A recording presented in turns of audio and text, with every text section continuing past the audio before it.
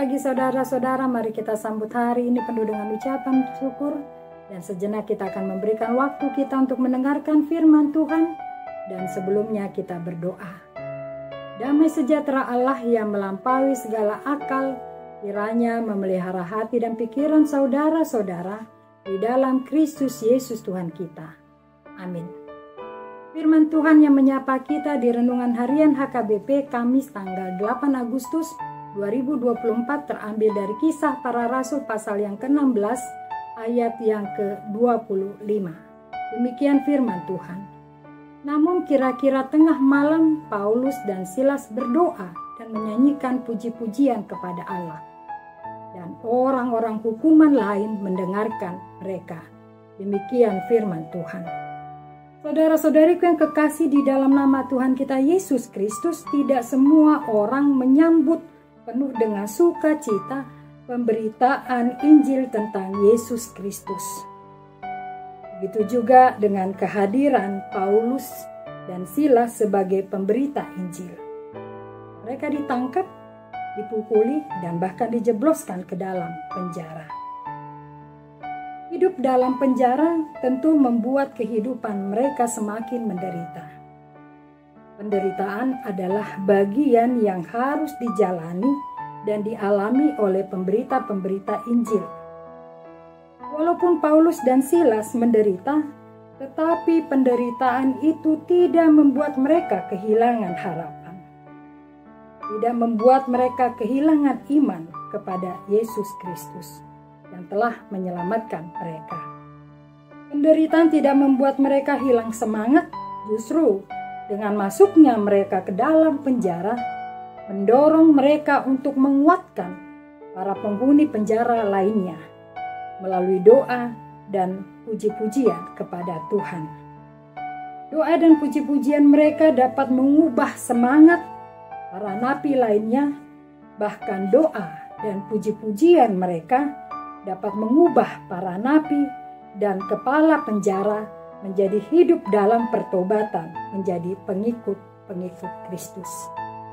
Saudara-saudariku yang kekasih, doa dan menyanyikan puji-pujian menjadi satu kesatuan yang tak terpisahkan dari kehidupan orang percaya.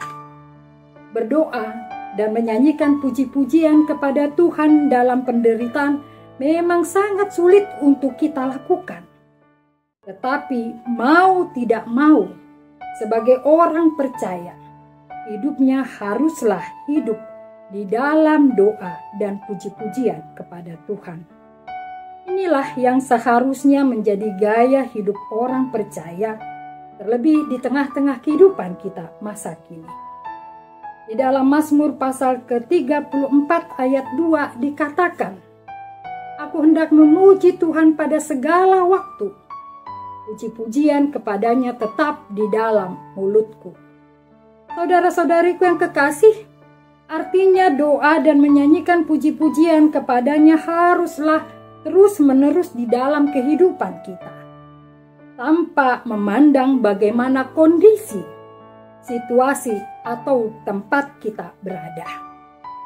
Coba bisa kita melihat kehidupan orang tua kita, atau orang-orang yang lebih tua dari kita.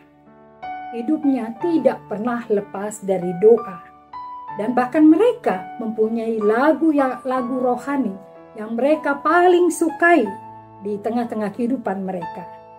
Doa dan nyanyian-nyanyian yang mereka sukai itu menjadi kesaksian bagi kehidupannya, bagaimana penyertaan Tuhan dan belas kasih Tuhan yang mereka rasakan di dalam kehidupan mereka. Saudara-saudariku yang terkasih, doa dan puji-pujian dengan iman yang sungguh-sungguh lahir dari ketulusan hati akan mendatangkan mujizat, bahkan kebaikan yang luar biasa, bukan hanya kepada diri kita sendiri, tetapi juga bisa mengubah kehidupan orang-orang yang ada di sekitar kita. Oleh sebab itu firman Tuhan yang menyapa kita di hari ini mau menguatkan kita. Bagaimana kita hidup di dalam doa dan puji-pujian kepada Tuhan dari iman yang sungguh-sungguh kepada Yesus Kristus Juru Selamat kita. Di dalam Yakobus 5 ayat 16b dikatakan, doa orang yang benar sangat besar kuasanya dan ada hasilnya. Saudara-saudariku yang kekasih di dalam nama Tuhan kita Yesus Kristus, lalu yang menjadi perenungan dan pertanyaan bagi kita saat ini, bagaimana dengan doa dan puji-pujian kita? Apakah doa dan puji-pujian kita juga dapat mengubah hidup kita, bahkan juga dapat mengubah kehidupan orang lain untuk semakin hidup di dalam persekutuan yang baik dengan Tuhan? Atau doa dan puji-pujian kita hanya sebagai kegiatan rutinitas tanpa makna, atau seperti angin yang berhembus tanpa arah dan makna di dalam perjalanan kehidupan kita? Oleh sebab itu, melalui renungan ini, kita mau diajak hidup di dalam persekutuan, dalam doa dan puji-pujian kepada Tuhan. Doa menjadi nyata kepasrahan kita kepada Tuhan, dan puji-pujian kita menjadi kesaksian yang hidup bagi nama Tuhan. Kiranya nama Tuhan dimuliakan di sepanjang kehidupan kita satu hari. Tuhan Yesus memberkati.